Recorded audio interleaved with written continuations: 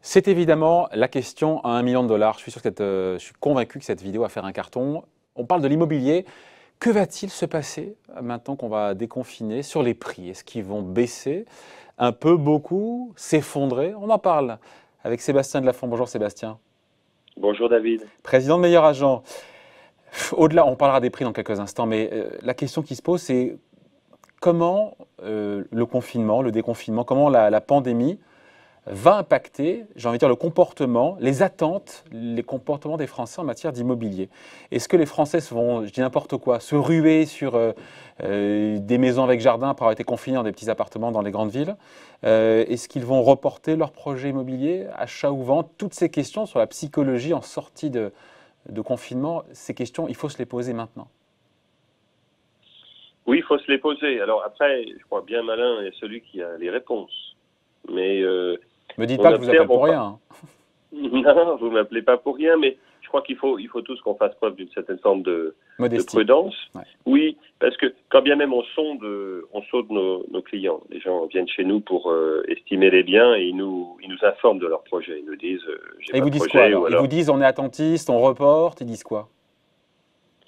Alors, il y a plusieurs catégories, je vais simplifier. Ceux qui ont un projet d'achat ou de vente de résidence principale, dans l'immense majorité, nous disent j'attends que ça se termine et dès qu'on déconfine, je reprends le cours de mon projet immobilier, je n'y renonce pas. Ils sont combien, ça 85% de ceux qui ont un projet immobilier à l'achat, à la vente, a priori, pour les résidences principales, nous disent je vais le réaliser dès que j'en ai la possibilité matérielle. Oui, en gros, je ne l'annule pas. Plus de 80% disent je ne mets pas un terme à ce projet.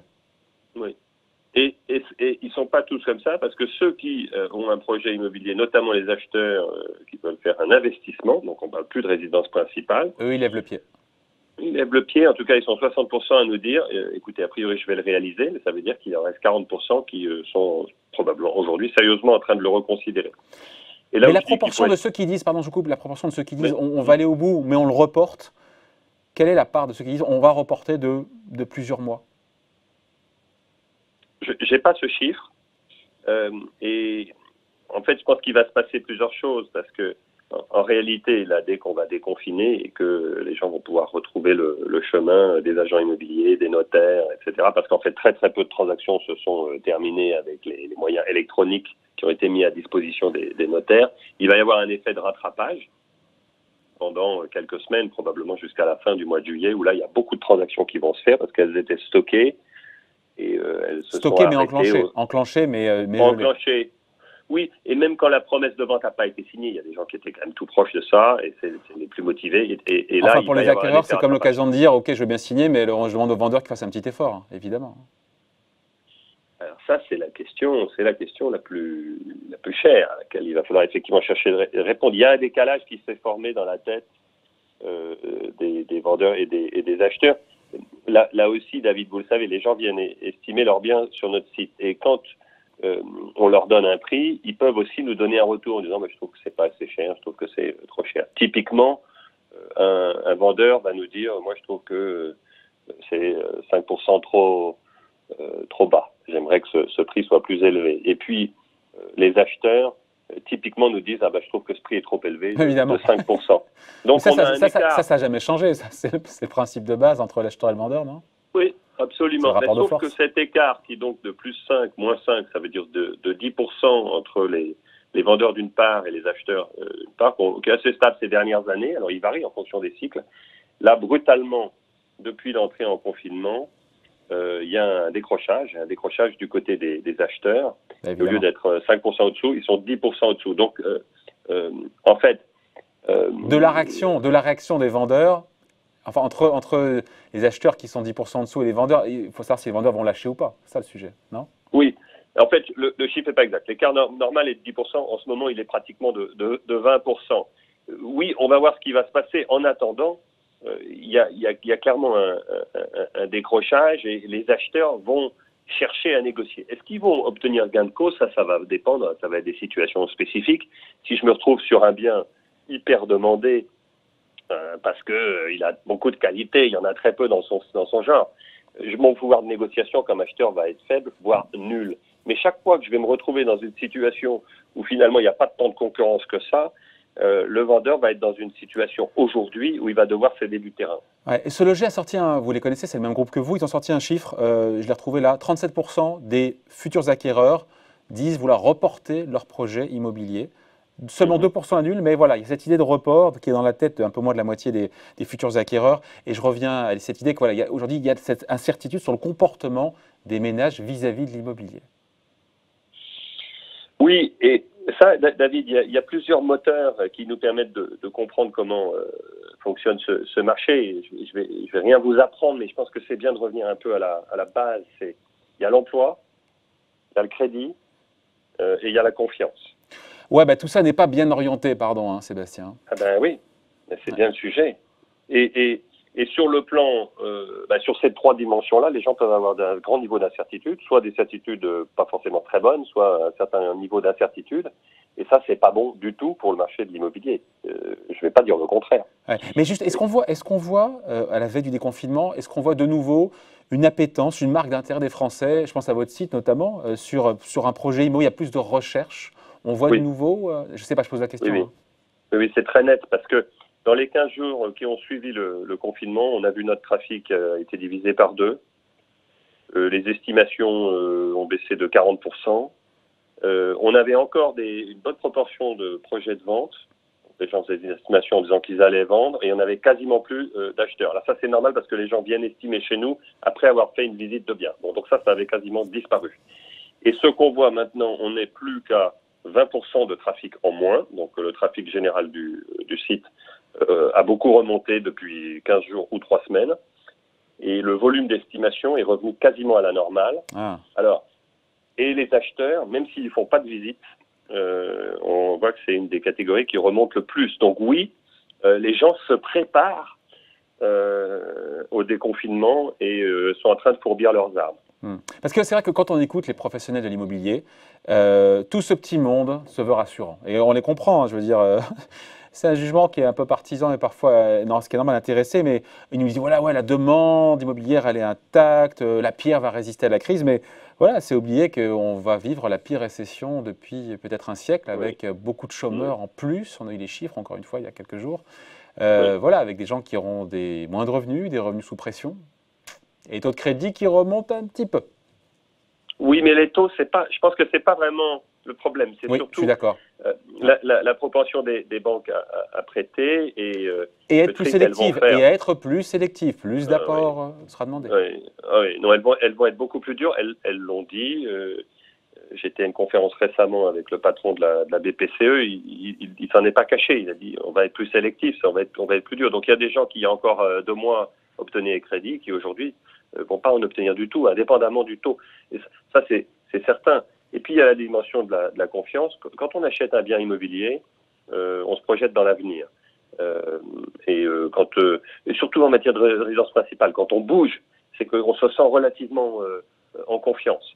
Et quand on a des perspectives qui sont moins bonnes ou une moins grande visibilité sur l'avenir, on s'abstient de bouger. Donc le marché immobilier va être affecté, il va être moins fluide et il ne va pas se remettre de cette crise du jour au lendemain. Maintenant, parce que c'est pas le son de cloche, encore une fois, c'est pas le son de cloche, Sébastien, parce qu'on entend beaucoup, encore une fois, d'experts immobiliers qui, ce qui est normal, ils prêchent pour leur paroisse. Hein. Oui, mais bon, Meilleurs Agents a été créé. Nous, on a créé cette plateforme en 2008 pour faire en sorte de parler aux consommateurs et de leur dire les choses telles qu'on les voyait, parce qu'on voulait que les gens aient de l'information non biaisée pour qu'ils prennent de bonnes décisions. Donc, on n'est pas là pour orienter le marché avec des arrière-pensées commerciales, on est là pour rendre compte de ce que nous voyons et de ce que nous anticipons. Et ça, je pense que c'est ce qui rend service à tout le monde, y compris aux professionnels. Parce que dire que le marché immobilier ne baisse jamais, qu'il ne sera pas affecté par cette crise, etc., n'est pas réaliste.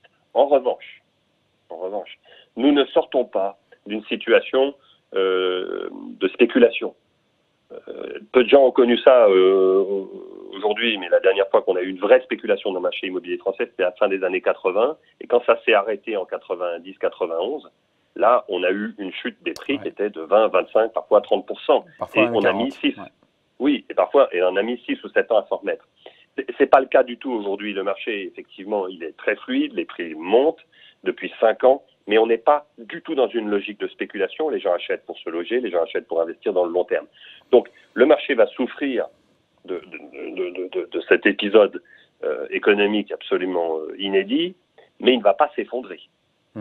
Alors justement, il y a deux paramètres clés. On va vite passer sur les transactions. C'est la seule certitude qu'on a, c'est que bon, elles vont reprendre bien sûr, mais que graduellement, mais que cette année, on va se taper quoi, 20 à 30% de transactions en moins par rapport aux millions de transactions annuelles. Ça, c'est oui. Ouais. Tout à fait, tout à fait. L'année dernière, 2019, 1 million de transactions. Cette année, notre scénario, c'est 200 à 300 000 en moins. Exactement ce que vous dites, ce qui fait beaucoup. Donc, il va y avoir un épais rattrapage dans les semaines qui viennent avant la fin de l'été. Je ne pense pas qu'à l'automne, on retrouve un niveau de fluidité et d'activité aussi important que l'année dernière. D'autant que 120 000 ventes n'ont pas été réalisées pendant le confinement. Hein. Oui, alors c'est celle-là qui, n'ayant pas été réalisée, mais pour partie entamée, celle-là, beaucoup d'entre elles vont être rattrapées jusqu'à fin juillet. On va avoir le sentiment, peut-être l'illusion, que le marché repart en fanfare jusqu'à fin juillet, mais j'ai peur qu'en septembre, on se rende compte que finalement, les gens restent un petit peu prudents. Encore une fois, c'est OK parce que les fondamentaux du marché immobilier sont sains. Et je pense que graduellement, sur quelques trimestres, on va retrouver un marché fluide. Donc je ne suis pas non plus en train de dire que c'est le crash. Bon, après, c'est la question des prix, Sébastien. Pour l'instant, les transactions sont gelées, donc c'est difficile de savoir. Mais encore une fois, on n'est pas là pour verser dans le catastrophisme et la sinistrose, mais on se dit qu'avec une récession historique, encore une fois, on parle de moins 10% de croissance. On se souvient en 2008, le marché avait un petit peu baissé, on avait une baisse de la croissance en France de 3%. Là, on parle d'une baisse de 10% de la croissance, 3 fois plus violente. Le marché immobilier à l'époque, mais vous connaissez ça mieux que moi, avait baissé sur quelques trimestres de 5 ou 10%, je crois. Donc on se dit qu'à l'évidence, les prix vont baisser. C'est une quasi-certitude, non, à court terme, d'ici la fin de l'année. Mais de combien? 5, 10, 15, 20, plus? Bon. Il est convenu de dire qu'on ne sait pas. Mais vous et moi, David, on sait qu'il y a quand même des... Oui, le marché immobilier ne s'exonère pas des règles de l'offre et la demande. Il est sûr que dans le cœur du marché parisien, les petites surfaces, les marchés lyonnais, etc., où tout le monde s'arrachait les biens, et il y en avait effectivement concurrence d'acheteurs, les prix vont être moins affectés là. En tout cas, c'est la fin de la hausse qu'on a connue dans ces villes qui montaient à un rythme 6, 8, 10% par an. Donc ça, déjà, c'est la fin de la hausse. C'est déjà une orientation très importante, la fin de la hausse. Donc ça j'en suis absolument certain. Et le début de la baisse. Après, et peut-être le début de la baisse, mais ce que je crois, en fait, c'est que c'est la resegmentation, pardon de ce terme affreux, barbare, mais quand le marché est très dynamique, un peu fou, sans pas être spéculation, mais un peu en surchauffe, comme c'était le cas ces derniers mois, on fait moins de distinguo en fonction de la qualité. Et même dans les centres-villes très demandés, on va revenir à une forme de hiérarchie entre des trucs super, qui là vont pas baisser. Peut-être que même leurs prix pour cela, exceptionnellement, monteront encore un petit peu, mais ils vont être très difficiles à faire. Il y aura une sélectivité, une discrimination plus importante entre les... Et il y a des biens un peu moins qualitatifs, sur lesquels les gens n'avaient pas vraiment les moyens d'avoir des discussions et d'obtenir des baisses de prix il y a encore 3 mois. Et même à Paris, sur ces biens-là, on va appuyer sur les quelques défauts qui font mal et on obtiendra des baisses de prix qu'on n'obtenait pas il y a encore quelques mois. Donc une baisse de 5 à 10% des prix sur les prochains mois, trimestres, c'est crédible pour vous. Vous ne voyez pas l'effondrement, mais la baisse des prix de 5 ou 10%, ça c'est plausible.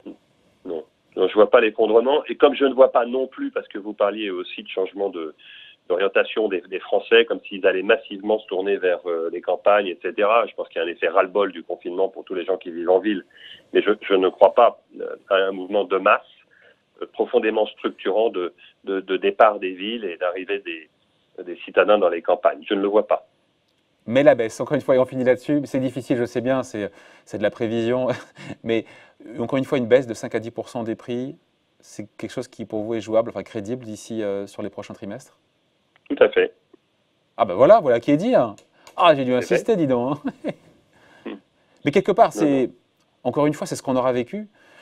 Moi, 5-10%, ça nous renvoie, encore une fois, mais je me remets à vous, ça nous renvoie aux baisses sur quelques trimestres lors de la crise financière de 2008, on est d'accord, hein? C'est ce qu'on a connu. Oui, donc on s'est très vite remis et le marché immobilier. Oui, mais là, on a une récession qui est 3 fois plus violente. Oui, Mais en 2008, bien sûr, la récession était peut-être moins violente, mais la situation économique était quand même assez différente. Les perspectives étaient très mauvaises. On a pensé que les banques allaient disparaître. C'est tout le système financier qui était sur le point de s'écrouler. Il n'y avait plus d'accès au crédit. Les banques se faisaient plus Oui, crédit entre c'est elles. la différence avec aujourd'hui. Et là, aujourd'hui, c'est pas du tout ça, parce que l'immobilier, c'est un marché de crédit. Et le crédit, il est toujours là. Les banques sont là, le crédit est là. Elles vont être plus prudentes, mais elles vont continuer de prêter. Donc, non, il ne faut pas comparer simplement sur la base des pertes de PIB. Non, ça, je crois que ce serait pas correct. Bon, on aura l'occasion d'en reparler après post-déconfinement. Merci d'avoir été avec nous en tout cas, Sébastien Delafont, président Merci, David. de Meilleur Agent. Merci, bonne journée, au revoir. Au revoir.